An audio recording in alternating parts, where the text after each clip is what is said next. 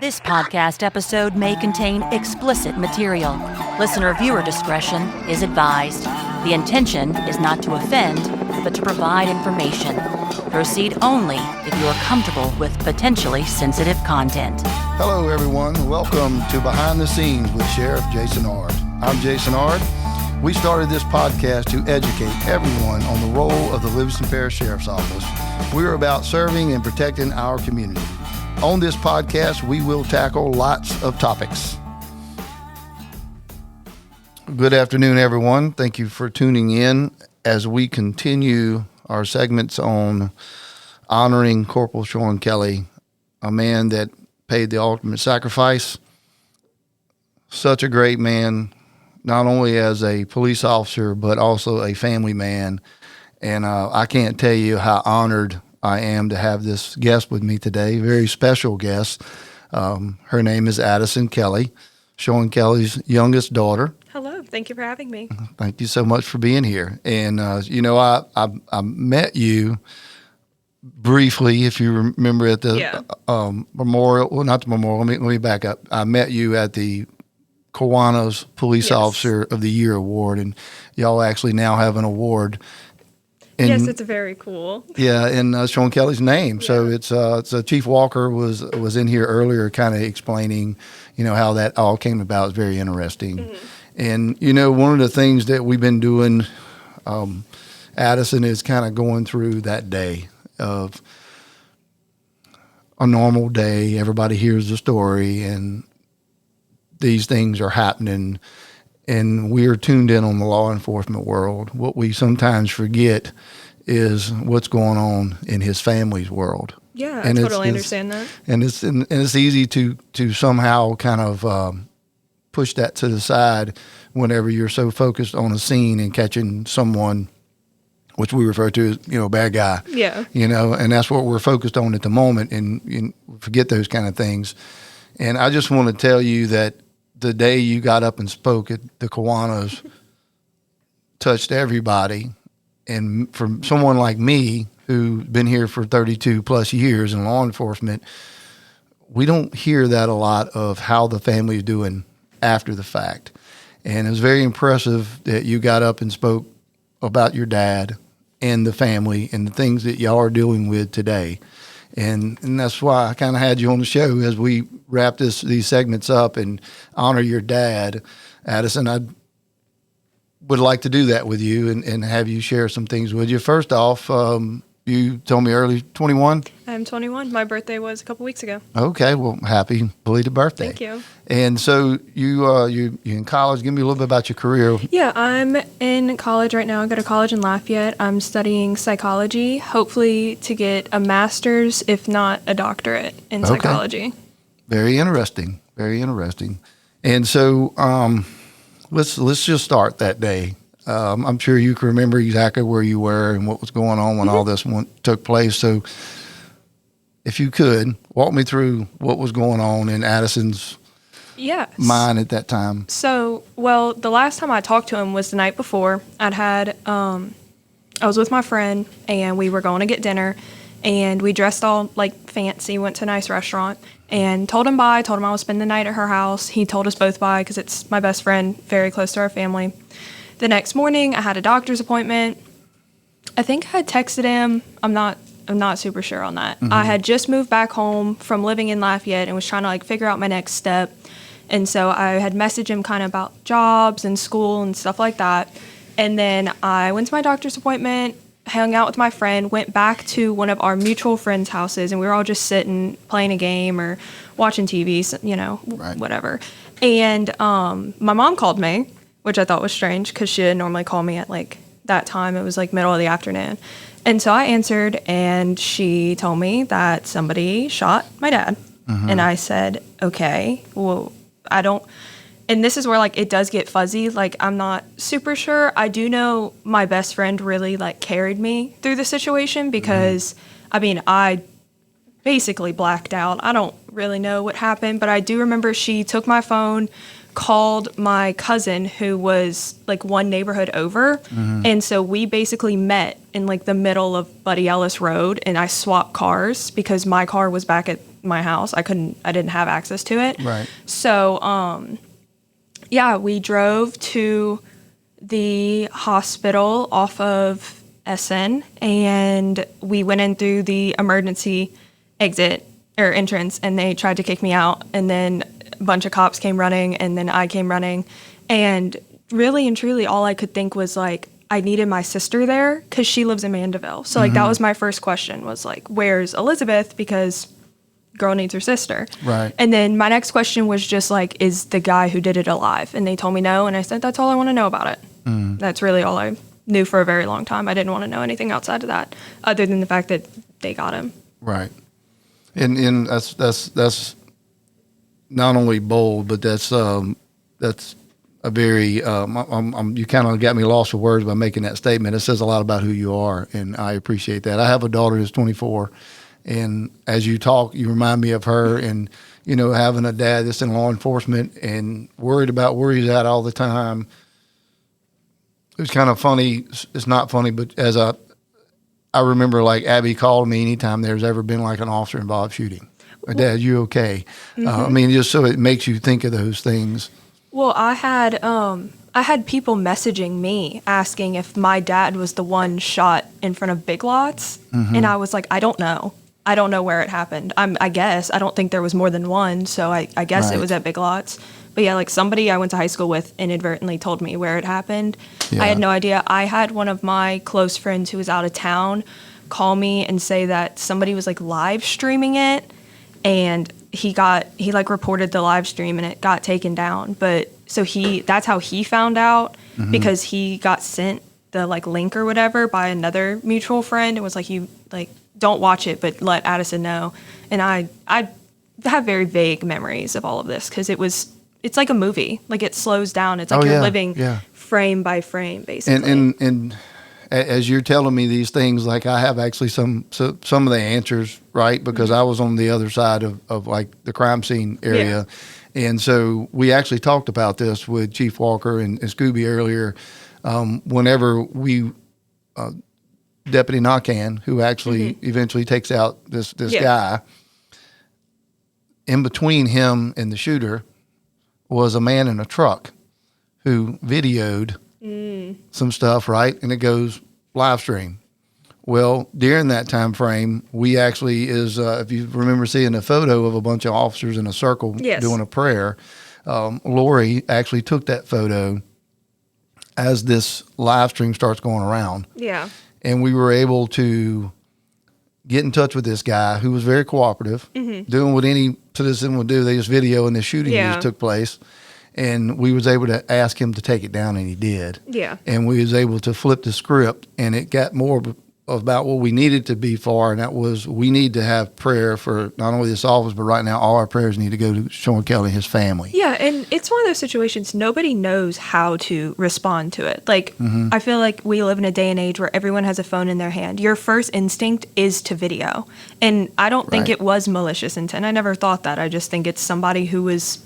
Denham's it's not a small town, but it has definitely like a small town feel to it. Yeah. And so it comes with nosy people, and meaning that lovingly. But I feel like that was a big thing. I never thought it was malicious, but I'm happy that it didn't and I don't go on for very long. Yeah, it wasn't malicious. I think, again, that's what people do now. You know, they have like you said, they have the phone in their hand, and oh my God, I just witnessed a shooting. Yeah. And, this guy's laying on the ground. Let me video it.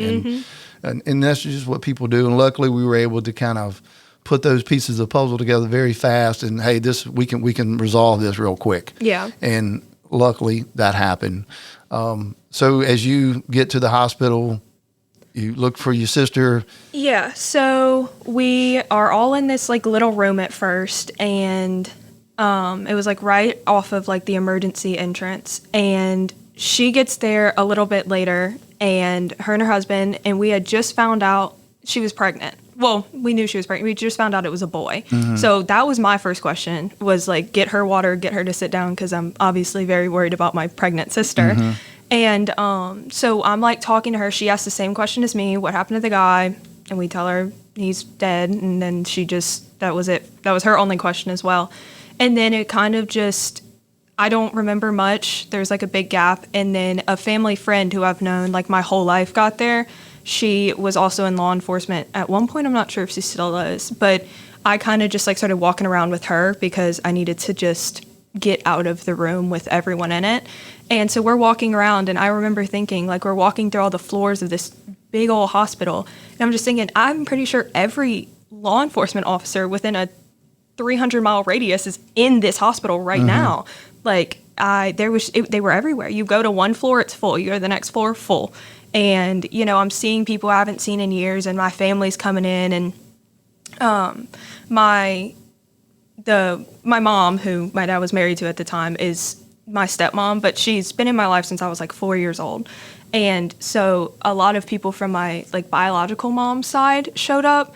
So I was like trying to liaison both like all the sides of the family and trying to communicate with everyone, because I pretty much became like not the reporter, but I was answering the text messages because my mom was obviously very busy.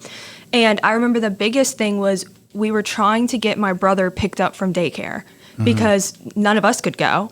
And the daycare, for good reason, has strict policy on you can't just send somebody to go pick up your child. So we're trying to call the daycare, but it's a daycare, so they can't answer at the drop of a hat. We were trying to get our neighbor to go, and they, you know, how we're having to try to fill out paperwork via the phone, and it was a special extenuating circumstance, and they handled it wonderfully. But I remember that was like so stressful because we couldn't figure out who would get my brother. Like, we had no idea. Right. And so our neighbor ended up getting him and didn't tell him anything, just picked him up, and they went, and we're over there all the time. So it's a very comfortable environment for him. He ate probably ramen noodles because that's his favorite food for whatever reason, and played at their house until the next day. My mom was going to spend that first night at the hospital, but she decided to come home kind of later just to be with Liam, our brother. And so How old is Liam?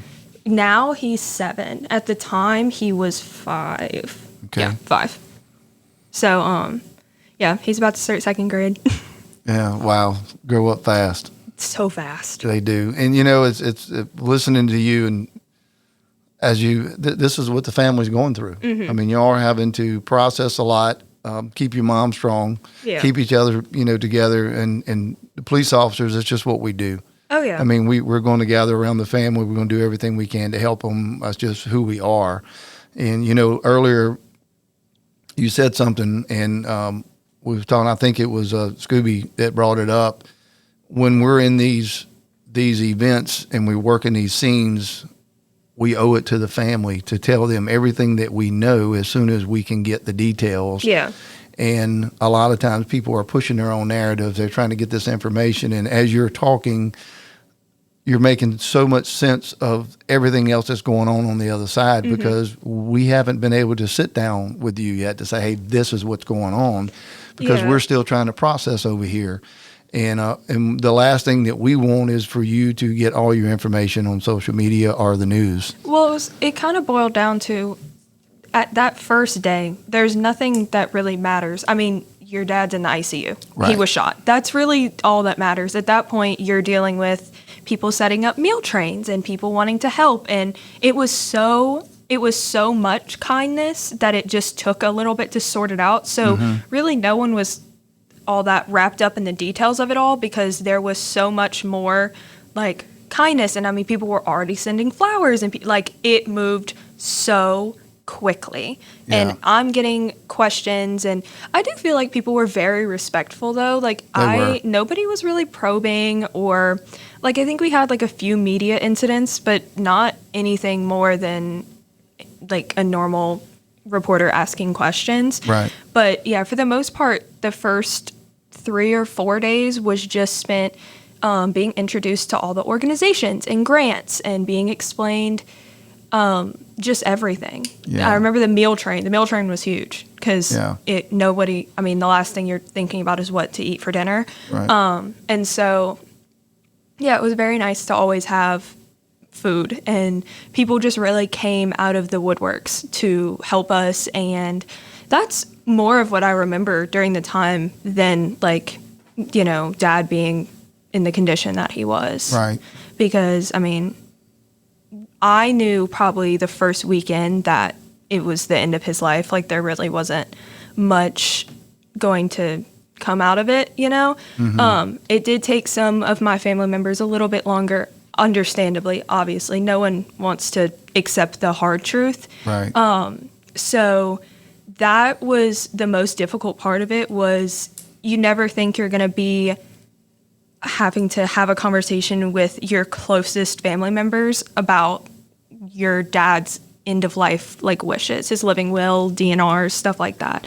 It's definitely difficult, all while not telling your 5-year-old brother what's going on, because he didn't know. For like 2 weeks, he just thought dad was in the hospital with a broken leg, because how in the world do you tell a 5-year-old that his dad probably will never come home? Right. That's in, like, his best friend. Like, him and dad were 2 peas in a pod. So that's what I all the stories I hear, they was like that. Shawn and Liam were attached at the hip. And so that was the hardest part.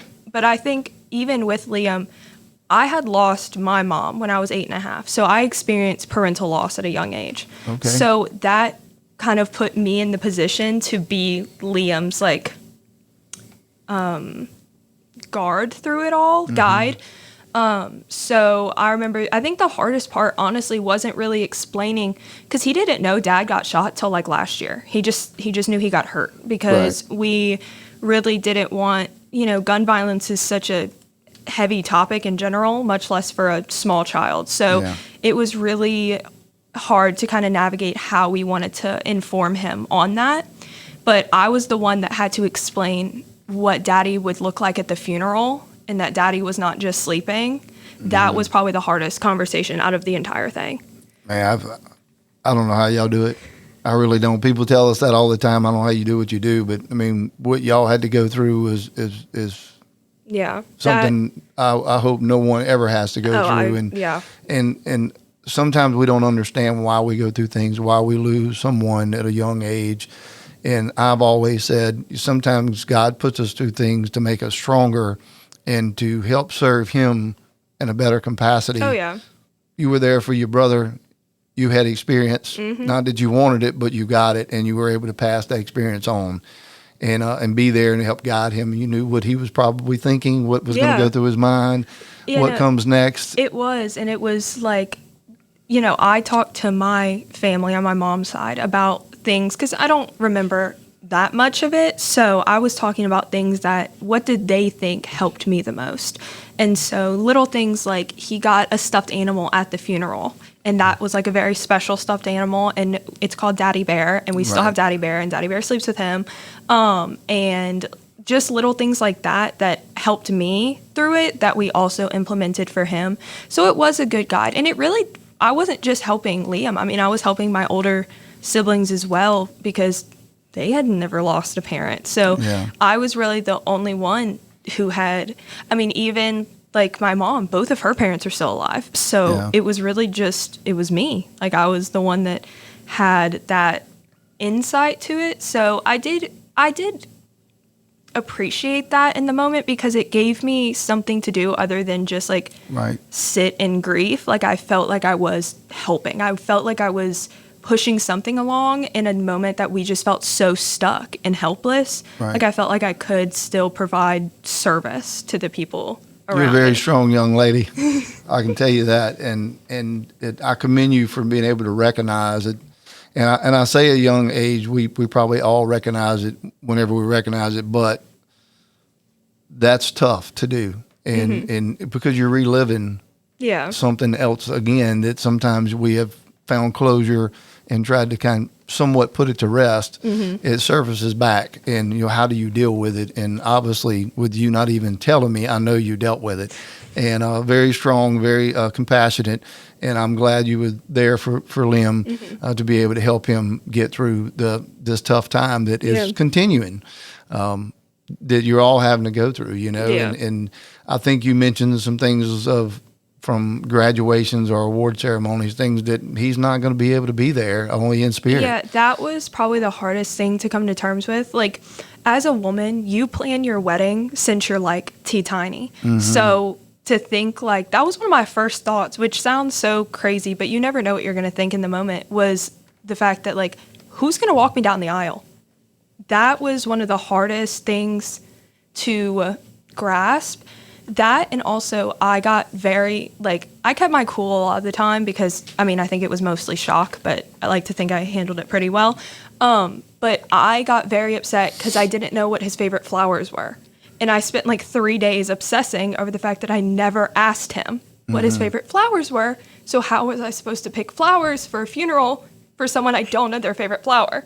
Yeah. So that was like, it's little things like that that you really have to understand that that's just a small thing and it didn't matter in the end. But like, I was distraught for like 3 days over floral arrangements because it's understandable because you want it to be perfect. You can't control. I couldn't control anything. Like everything is happening so fast, but also so slow at the same time. No, he's not progressing. He's regressing.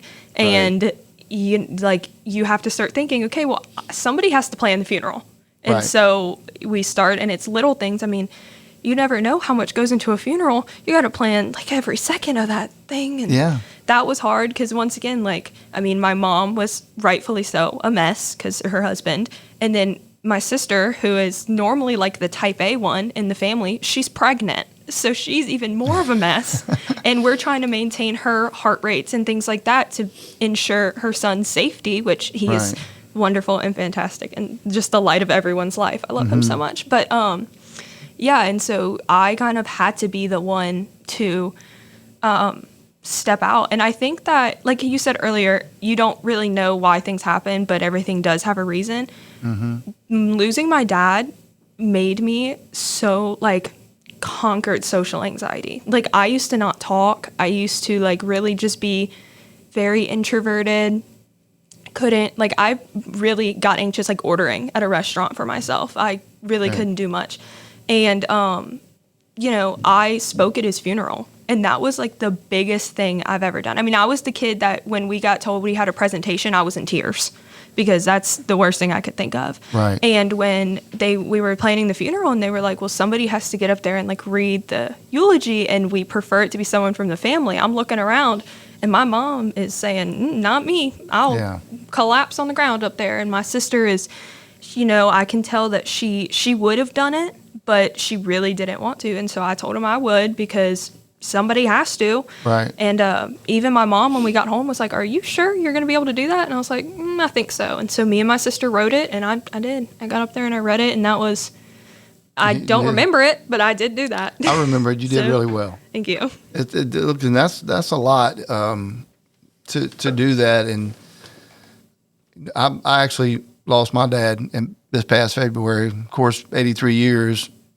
And it's still hard, though. It's still hard. It's never easy. But I actually was the one that spoke it and read a little, kind of a letter. Myself, my three brothers, we all put it together. And it was tough. I mean, that's really tough to get up there and do that. And I don't care what people say.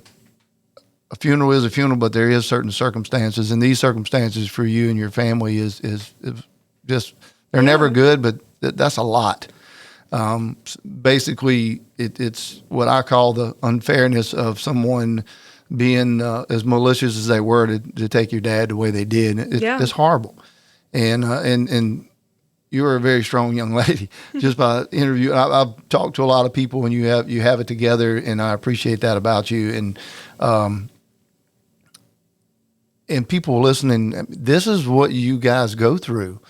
And you're not the first family that went through this. And I'm sure that other family members of fallen officers have reached out to you. Yeah, there is a young lady named J.C. Poirier, Officer Poirier's daughter. I love her. She is very sweet. She's around my age, and she always made it very clear, because she had lost her dad just like a few months before mine. I remember I was with Dad when we saw that he had lost his life.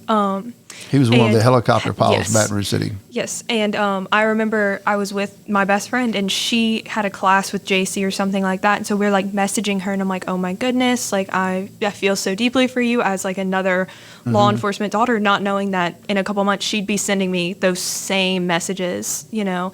And even during like National Police Week, she checked up on me. We talked about Yeah. like what we were doing in the groups and different things like that. So she's definitely been great. I mean, any support is good support, but having someone who you can relate to as like a young girl is Right. very, very, very helpful. Yeah, I mean, it's basically what you're doing for your younger brother. Somebody's doing for you. Oh, speaking of D.C., I actually was there at the same time they were honoring your father. We had two of our deputies. One was Corporal McKinney. He was here. He actually was killed in line of duty, but his was due to COVID. And we also had one from the 1800s. That was the Yes. historian, if you remember that. So from a daughter that has to walk into this Washington, D.C., we call it the Police Week, the Memorial Week, and explain your feelings. That's a lot, and it's a big event. Police Week was not. It was a good experience, but I don't know that it'd be an experience I'd do again, just because it's so heavy. And Yes. it was at a time in my life where I was going through a lot. Like the week of Police Week, I had a relationship end, and then I lost my job, and then we flew out for Police Week, which happened to land on the 1-year anniversary of my dad getting shot. So it was like 3 days of a lot of turmoil. And I think as many 19-year-old girls react, I didn't react well. It caused a good amount of strain on my family, and we all gave each other a lot of grace because everyone was just very, it just was really heavy to be there. And, a lot of times, unfortunately, when you have those extreme emotions, you pin them on the people you're closest with. And I think that's been one of our family's greatest strengths. I'm not going to call it a struggle, but it's because we always come back. We Right. fight, we get upset, we don't always see eye to eye, but we're going to come back and we're going to be just fine. And now, we're a bunch of women, so we do tend to nana with each other a little bit more.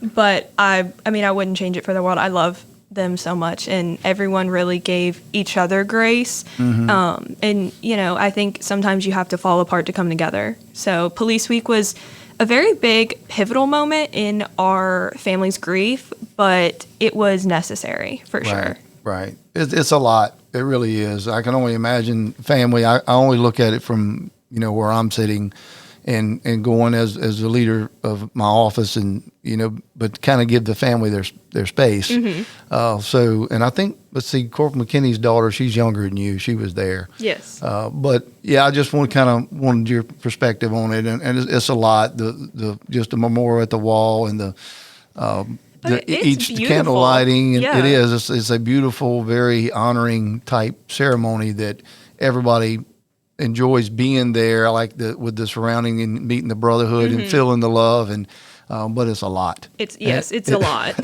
It is. So, one of the things that I really wanted you to talk about, and we kind of hit on it a little bit, but as a whole, how is your family doing? Your family, how are Yeah. y'all doing today? Today, we are honestly closer than I feel like we've ever been as a family. Every family has their struggles and differences, but I feel like as of now, we really have come together and we've reestablished a routine, without Dad. And it'll never be the same, but we've entered the phase of life, we've all spent the last 2 years grieving and really holding each other. And now we're getting more comfortable with enjoying life and not feeling guilty about it. Because, the first couple things you realize like, oh, I'm happy doing this. You almost feel burdened by that because how could you be happy when you just lost your dad or your husband or brother or whatever? And so I feel like at this point, we've all really come to terms with the fact that it's okay for us to be okay, and we can all be happy and we can all celebrate all the new things. Like my sister, she's pregnant again. It's a girl this time. We are so excited. I'm particularly very excited. I bet. I love my nephew and can't wait for him to be a big brother. And my mom's doing great. Liam's doing great. He finished first grade with A's and B's. He's going into second grade, very excited. I did ask him what he was most excited about. He did say that he gets access to the big playground this year. So very excited about the big playground. Yeah. Big things for a second grader. And everybody's really just doing well. My middle sister is always kind of on her own life track. She kind of marches to the beat of her own drum, but from what I know, she's doing fantastic as well, very happy. And so that's really all we can ask for. And his siblings and stuff, like we're all still close to our extended family. And I think that loss can really make or break a family unit, and we did not let it break us. And I think that that's very good. That's huge, because we see it all the time in law enforcement. A lot of families, when they lose someone, it actually is going to make or break you. Oh yeah. And so many have broken over that. And for whatever the reason may be, I blame it. Sometimes it's on just regrets. Yeah, And that's a big you one. have those regrets. I know when my dad died, I had no regrets, but you still have things that surfaced in your mind. Did I settle this? Did I settle that? Because you don't want that, because that will block what you need to be, and that's focused at the time on your family. And we see that a lot. So I commend you for all of y'all for going through what you have gone through and being as strong as you are and trying to get on with your life. And it is tough sometimes not to feel guilty. And one of the things that I've been experiencing and will continue to experience this year is that first birthday. Yeah, those are hard. That first Thanksgiving, the first Christmas, the first Easter, all that's coming, whether you like it or not, and it's fast, and it's and you remember that because he's not there for you to call and say Merry Christmas anymore. Yeah, there's a lot of little things like that. Like even not too long ago, I was driving, realized I had like a slow leak in my tire, and like my low pressure light came up, and I went to go call him. Because that's who you call when my light's on in my car. Right. Well, obviously I can't do that, so I called somebody else. But just little moments like that where it's always going to feel like he's there. Right. So it's like you have to get reminded, like, oh, he's not, and that's hard. But I mean, it does, as time goes on, those moments pass more quickly, and I really think that it's a good reminder. Like you do love him, and you can. He's still on the forefront of my mind. Right. So, but yeah, those moments do. And they come and go. Oh, yeah, for sure. For no reason at all, I'll think about my dad and not any kind of comparison, but he was my dad. And I think about him for sometimes no reason, just because you pass something or a song comes on or you're watching a TV show, something that reminds you of them. But anyway, those are the kind of things that they just surface sometimes, and you have to deal with them. So what's in Addison's future? Right now, I'm just kind of school focused, trying to get a degree in psychology. I want to practice as a mental health counselor with a concentration in like young girls, if I can, like teenage girls, or even just teenagers in general. I feel like I always say there's nothing harder than being like a 17-year-old girl, because the world just always feels like it's ending. And I feel like that was a very pinnacle like moment in my life at that age, and I feel like I have the capacity to help like women and girls at that age. And so eventually, though, I do want to become like a college professor, which is why I'm thinking about the doctorate, because I would love to teach, but I would like to teach at a collegiate level. Well, I can tell you're going to go far. I've been around a lot of people and did a lot of interviews on both sides, and you're going to go far without a doubt. So, look, Addison, I appreciate you being here. Before we wrap this up, is there anything that you want to share with us about your dad or your family that you want to make sure that people know? I just really want people to know that, like, it will be okay. Whether you lose a parent or in any capacity. I mean, you don't have to lose a parent from homicide for it to hurt, or even like a breakup. Going through any form of loss, grief is such, like they say it's a wave, it's more of an ocean, and you just have to keep your head up, and the waves are going to come, and it's okay to feel like you're drowning one day, and maybe the next you're a little tired because you sat there and struggled all day, but by the next day you can get up and you'll be okay, and everyone around you, no one's against you, y'all are all going through all going through it together, whether it's in the same way or different ways. Everyone copes differently, and it's okay, pretty much.